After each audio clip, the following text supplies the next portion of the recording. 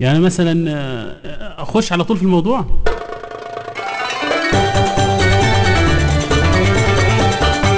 محاشش اتصل على الاستعلامات قال لهم عندكم مفتاح السعودية؟ قالوا له اه. قالوا اعملوا له نسخة منه.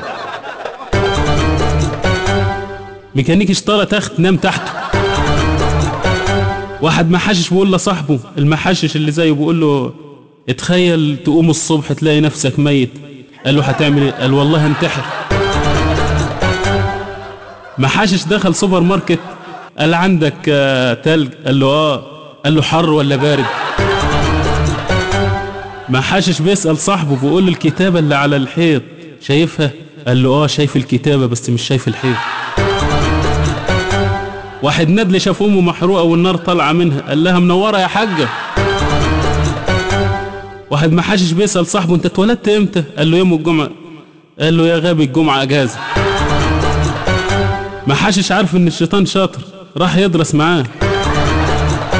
احول راح الجيش حطوه في القصف العشوائي. امريكا انفجرت عنده ازاي؟ ده اتهم بالله.